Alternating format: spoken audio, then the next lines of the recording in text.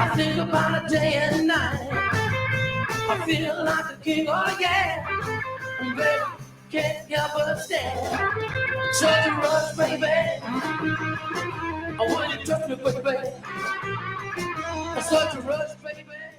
Ladies and gentlemen, guys and dolls, cats and chicks, you're listening to Viva ENT, Rock, Pop, on Soul, every Thursday at 5. And I'm Devin here, the video dude.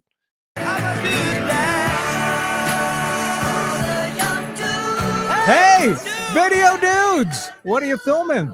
Oh, just about everything I can find. Usher recently, and including a band called the Thursday Collective, which we'll have a interview shortly. But first, we got to introduce the expert producer, Eric. Hey, it's Eric. CC Rider!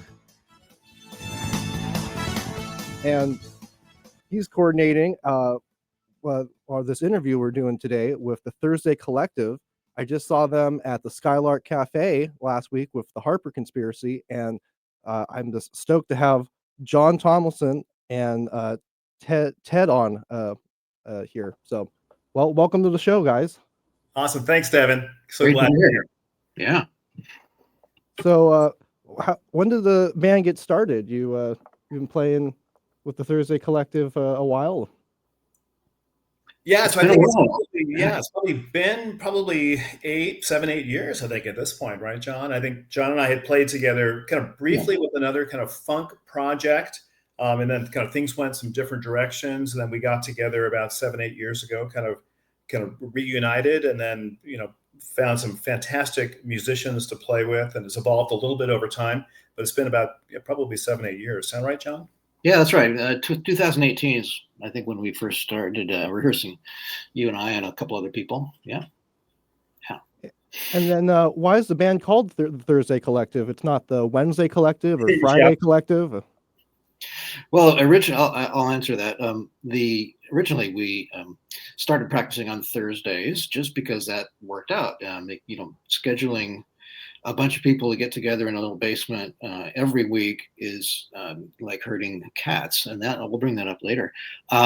So it worked out pretty good. Well, we didn't have a name for a while, and we knew it'd take a while to get things going.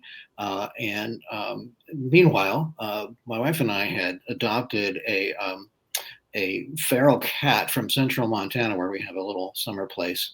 And kind of fell in love with this little guy, but he was pretty wild and hard to keep in the house.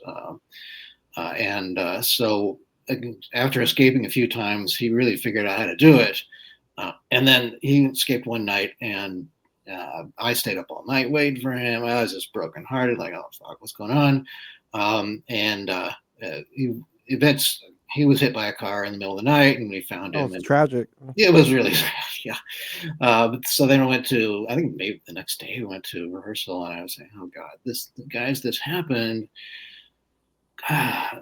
Could we do some kind of a tribute to this cat? Let's call ourselves the Thursday Collective. And my wife came up with the idea, but I thought, oh, this is nice. And they were like, I thought they were going to think of it as stupid, but they loved it. And so I'm like, yeah, that's the way it's been. Well, I'm definitely a cat guy. I've always grown up with cats. So yeah, that worked out well. And apparently herding cats was already taken. Right. So that, those cats at the third who play in the herding cats, like John Bolton. Yeah. And then we have, and then certainly I think it goes well with the Thursday show that you've got, Devin, as well. So glad that has aligned well. Yeah.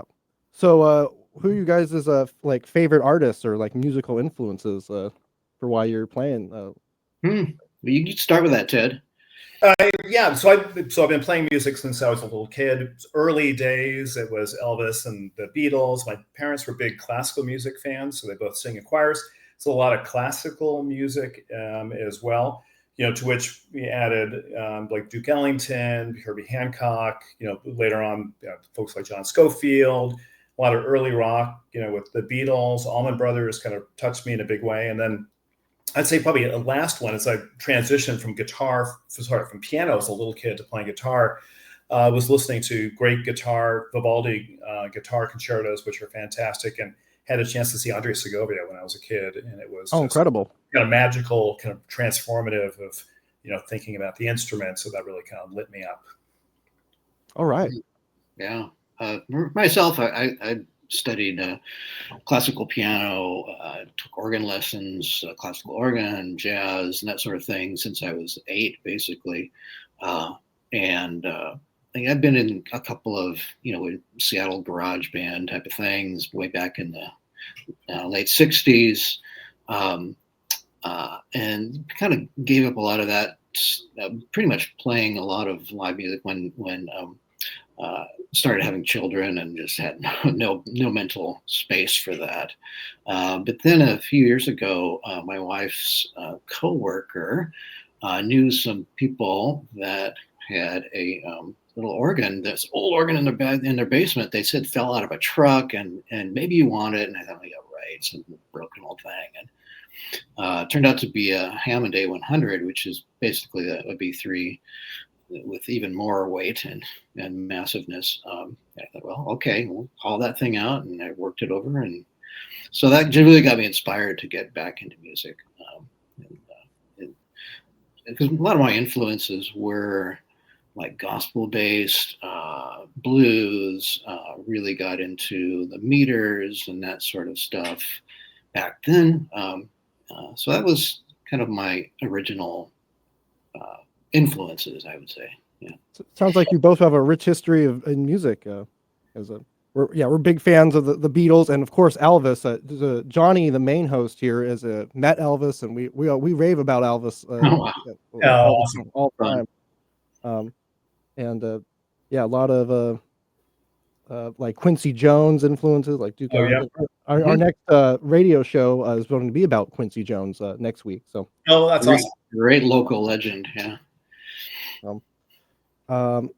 Any advice you'd pass on to aspiring musicians like myself?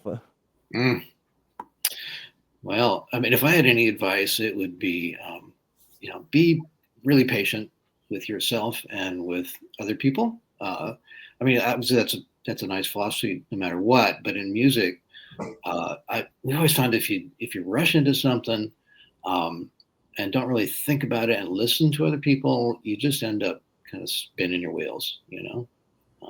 Listening and responding in a real generous way to those around you is probably the best way to make it musically, I think. That's great advice, and I think John definitely lives that. In terms of collaborating and playing with John as well, which is great.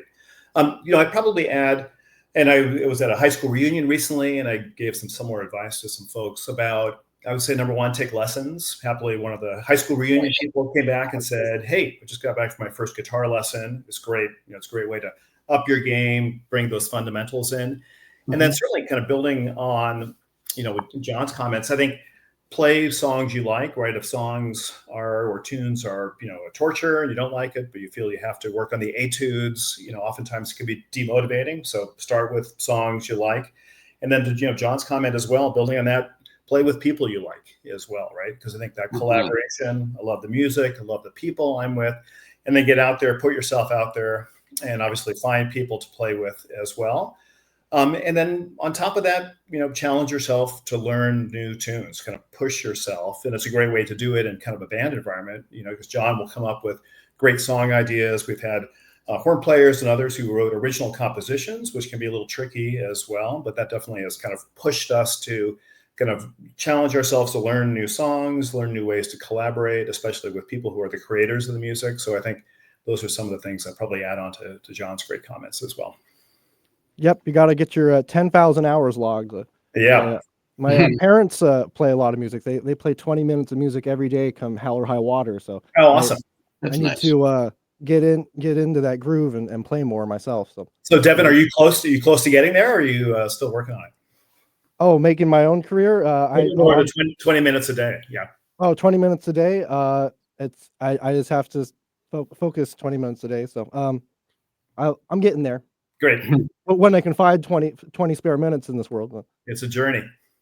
Yeah, because I'm building this YouTube channel and I'm running the audio visual in every venue in this town as well, and doing this radio show. So it's a lot going on, but yeah, I need to find time to create music, and that's really key these times, is to focus on creativity, even in when there's a lot of chaos in the world here. Yeah, now more than ever, right? Yeah. So, well, when's your next show? So you guys just played. I saw you at the beginning of the month at the Skylark. When and where is your next show? Yeah, we're playing this coming Saturday at the Royal Room, one of our favorite venues. At 7 o'clock, it's an early show, which is kind of nice. For those of us who don't want to spend time going to bed at 2 o'clock in the morning. We love the Royal Room, especially as a keyboard player, because that it was set up by Wayne Horvitz, probably one of the premier keyboardists locally here. He keeps a Yamaha piano and a Hammond B3 on stage, nice backline, and great support. And plus, you can sit down and have a nice meal there. So. Yeah, good food and good company. So it should be a fun show. So that's coming up Saturday, like John said. I think doors at 6, kind of music around 7. I'm excited about that. Certainly one of our favorite places. And then we have a show at Jules Maydown in Georgetown, if I recall correctly. I think maybe December 12th or so. So about a month from now as well. So those are kind of things coming up on the calendar. Both great places to play. Yeah, both those venues are gems of the South Seattle scene. So. Eric, you have I was just going to say, since this show airs a couple of times during the week, we should clarify that it's Saturday the 16th.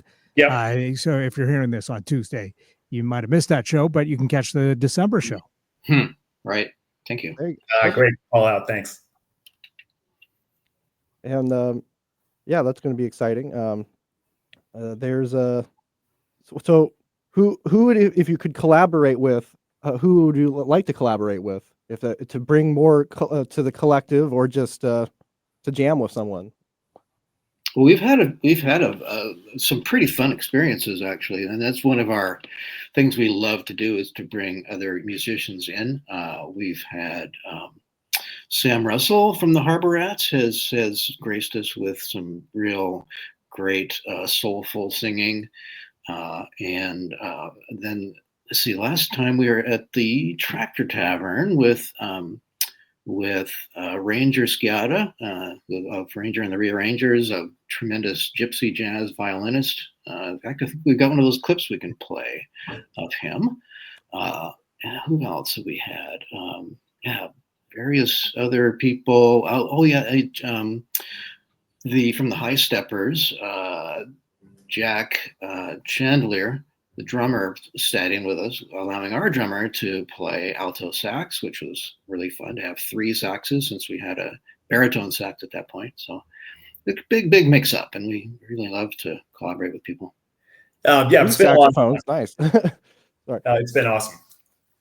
Sorry, your turn. I was going to say those have been great experiences. And then I know we also, I think we played one of those shows. So with a frontman, Bob Ajan, who's someone I played with a lot, probably over the last 15 years in different projects. So that certainly it was fun. And then we've had some emeritus emeritus folks coming in and out of the project as well. James Sloan has been a super fun guitar player to play with. Great guitar player.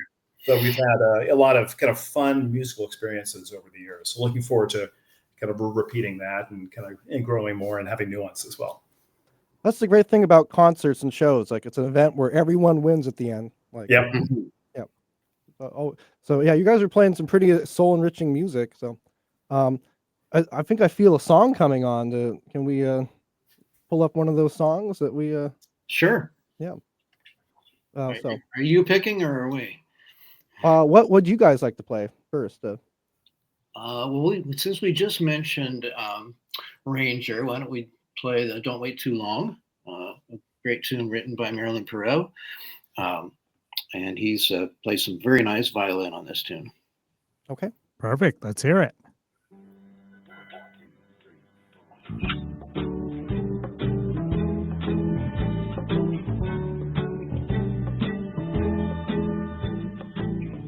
You can cry a million tears.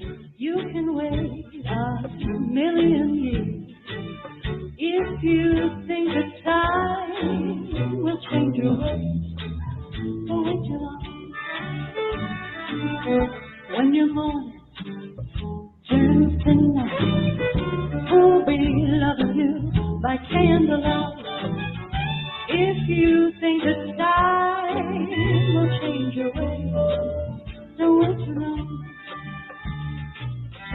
Maybe I had a lot to learn. Time slip away.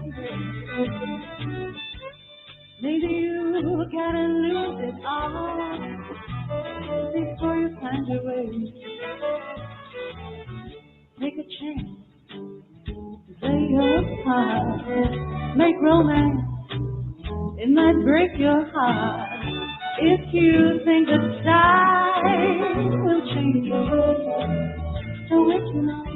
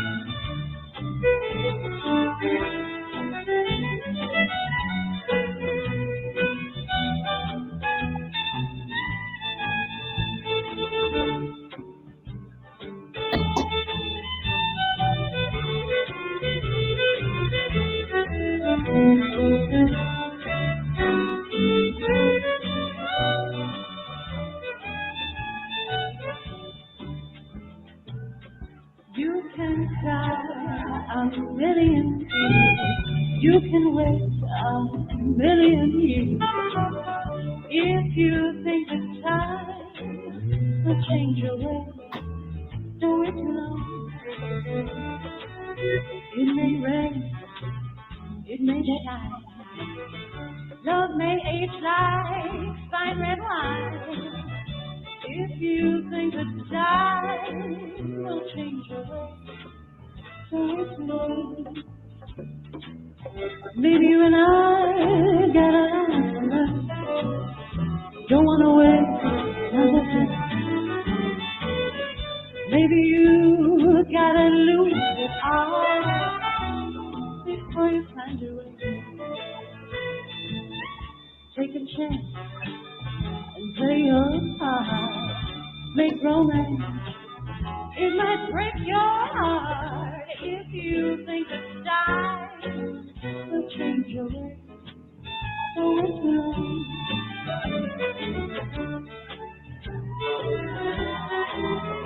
Don't wait. Don't wait. Don't wait.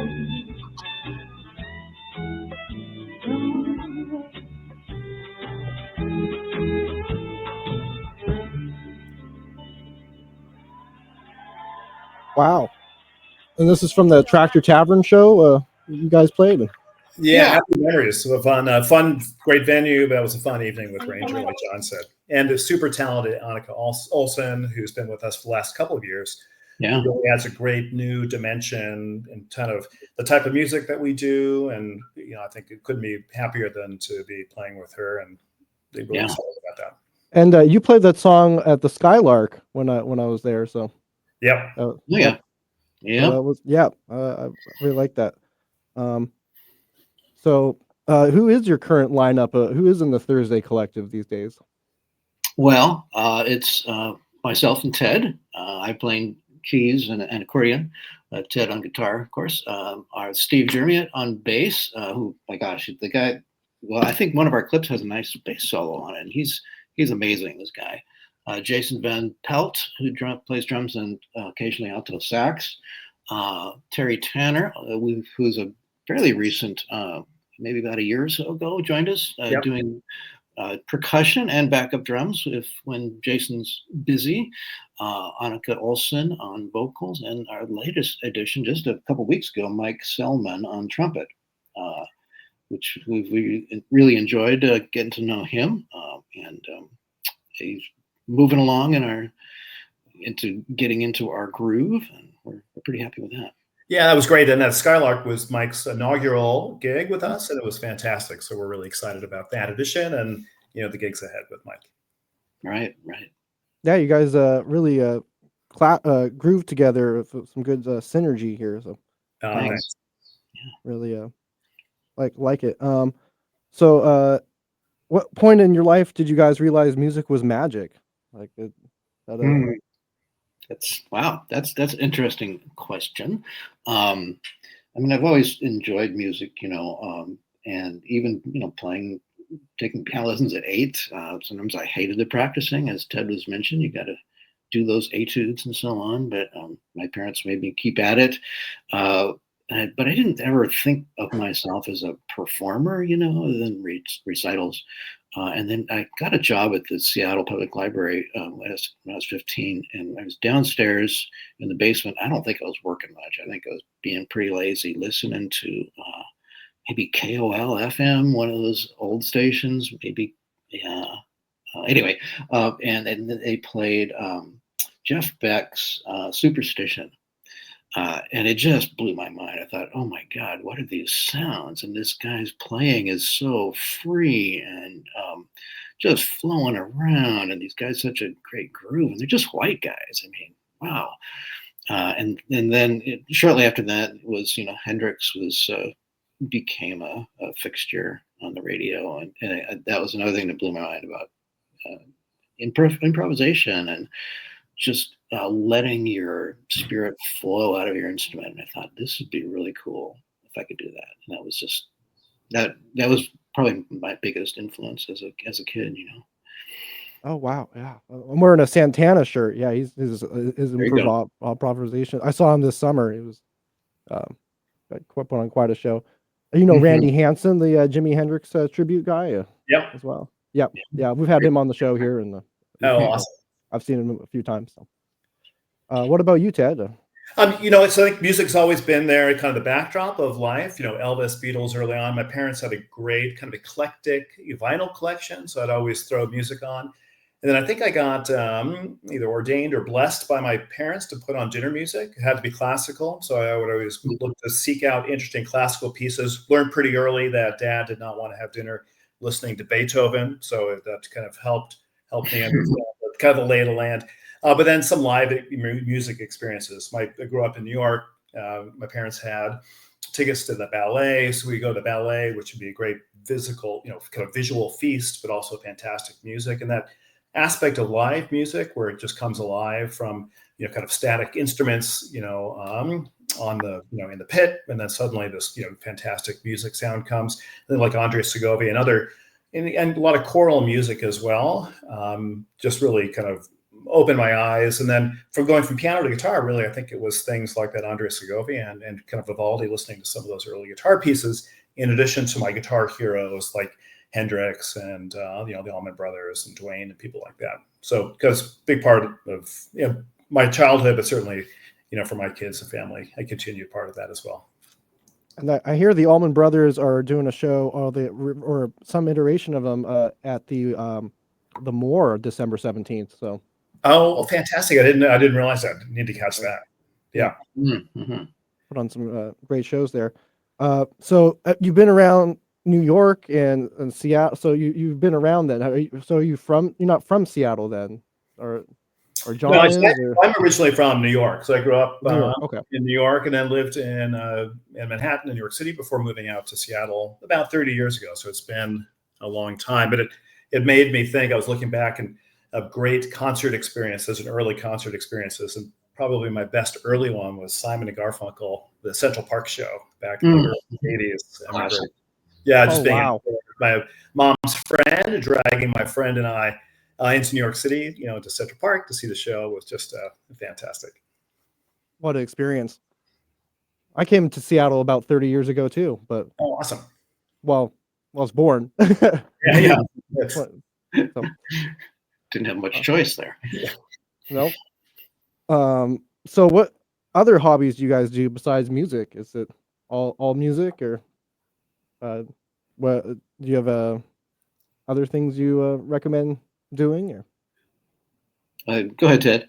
Yeah, so I cook and I do a lot of biking and I travel a lot, and then happily in many cases able to pull those pieces together. Certainly, music goes well with cooking, and then when I travel, I spend a lot of time with close friends in Ireland who I play music with. So when I travel, I'm probably in Ireland about once a year or so, playing music with a super talented player, a guy named Jim Murphy, and he's got a project called the Bluefish Diamond. So I play some music in Ireland, for example, on travel. So it's nice if you could pull those pieces together, one way or another. But those are some of the things I do when not in the basement rehearsing with John or on stage. That's incredible. You go out to I've yet to go to Europe, but I need to check that out. Susan Harper, great place to hear music, great place to play music, and I think in pubs and different corners, it's easy to either start up a session if folks are open to it. So it's a great music environment. So highly recommend spending time in Ireland and being open to musical experiences there. Oh yeah, I got friends from Ireland, and yeah, they're big music fans. So we go to a lot of shows. Yeah, Harper. Susan Harper suggested that I should do a like Rick Steve style travel show, and where I find music around the world. Oh, awesome! So maybe one day. Right now, I'm just local. So, what about you, John? What do you do besides music? Well, I do a lot of kind of typical Northwest hobbies. To do some gardening, hiking. My son, who's an avid fisherman, has gotten me interested in fishing and taken me to catch some big fish around here, which is fun. The other thing that I do, which unfortunately influences the band in a negative way, is that my wife and I bought a schoolhouse in central Montana, and we spend a good chunk of the summer out there having artists residencies, which is really fun. And we've had one musician come out, James Sloan, which was fun to do that. But the mostly visual artists and writers, which is that's inspiring for me too, to really get to know some other people in the creative world. Sounds like a Daryl's house kind of thing. Yeah, exactly. Yeah, love it. So I think I feel another song coming on. What Sure. song should we play next? Let's see. What else did we give you here? Okay. Why don't we do what we call chicken warmer, which is it's not actual. It's actually two tunes stuck into one, and that's one of the things we like to do.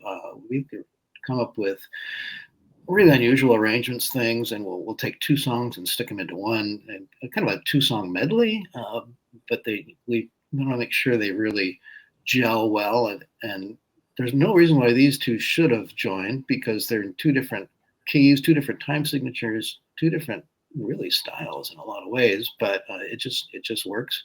One is the Chicken. It's tuned by Pee Wee Ellis, which is made famous by the James Brown Band. And the other one is called Pie Warmer by a band called Cooking on Three Burners. And we kind of stick them together, and it's really fun. It's got a great bass solo in it. It's like a chicken pot pie coming up. So. Yeah, pretty much. All right, let's hear it. Some chicken warmer.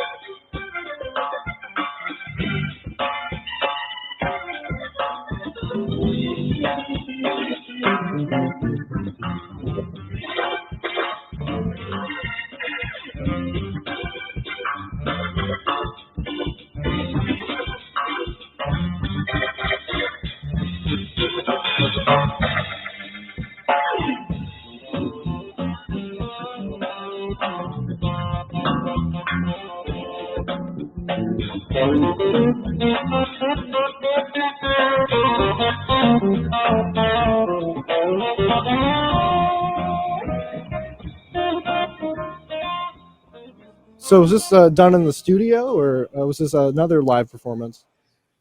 Yeah, this was live at the Tractor. Oh, it's just all that one night then? Yeah. Mm-hmm. Or yep. Yeah, sounds right. Yeah, we played Tractor a couple times, but I think so. Yeah. Mm-hmm. Okay. Is like a Tascam you're using to record or something? Like what is? It was like a cell phone maybe, or I don't know. somewhere. Yeah. But anyways, how do you? What do you think is more important, the lyrics or the sound of a song? Well, that's an interesting question, and can't really. I would say both are more important. We do a lot of instrumental jazz / funk kind of stuff, which does not have any lyrics at all.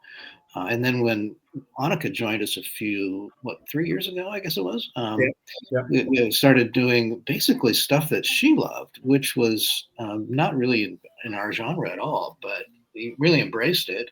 And she's such a great singer that it's something that has developed into a really great part of our show.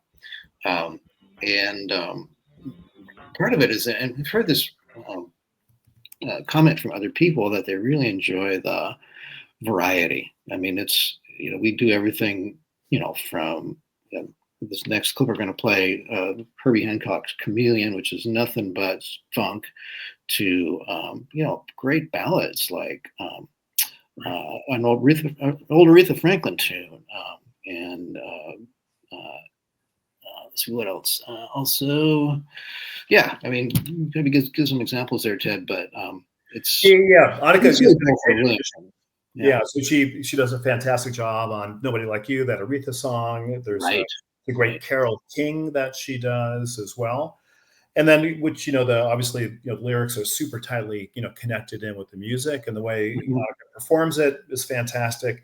We do another mashup of Stevie Winwood's song, Can't Find My Way Home, into Dear Prudence. I really like that encore. Yeah, that was awesome. Yeah, some great lyrics there. Lyrics, obviously, a big part of it. And then Annika does a great job connecting it as well. So I think, it's hard to say, is it the music or, the lyrics, but certainly, they both need to be really, solid, I think. Well, they both combine in the harmony of the message and the. Yeah. I mean, what do you hope people take away from your music, original or when they listen to it? Well, we really obviously want people to be exposed to maybe some stuff they haven't heard before, and I think that the magic about playing together, which is kind of the main reason I do it, is to get to experience that synergy between people, where whether it's just like responding to the chord patterns that someone's playing, the flow of a solo. Also, like you mentioned the lyrics, the singers singing. It's really nice to have kind of an improvised counter melody to that. And to me, that's one of the highlights of what we try to do, is to make things really flow together. And we're not trying to get away from the kind of the showboating rock and roll thing that, which, it's fun to watch a person just shred and that sort of thing, but it's to me, it's a little more pleasurable to just see what a group of people can do when they're synced up together. Yeah, to build on that, I think, like John said before, I think the, bringing interesting, kind of provocative songs to people, exposing folks to new stuff in a way that is, well, that's interesting. Never heard that song either done that way or heard that song before. It's always a great sign when people come to you afterwards and say, hey, either can I get that set list, or what was that song y'all were playing? Because I really like that. So I think there's that discovery exposure part. And then, as John said, building on the fun, right? There's nothing, more satisfying than an audience having a great time, right? So it's kind of joy in the moment, hopefully some lasting joy as well. And then on stage, the players having joy and fun playing with each other. I think as we do, and I think all those things, there's a real positive feedback loop of audience having fun, folks on stage having fun, I think, which just leads to a great experience all the way around. And I've documented, so I have perpetual joy now. So there's awesome.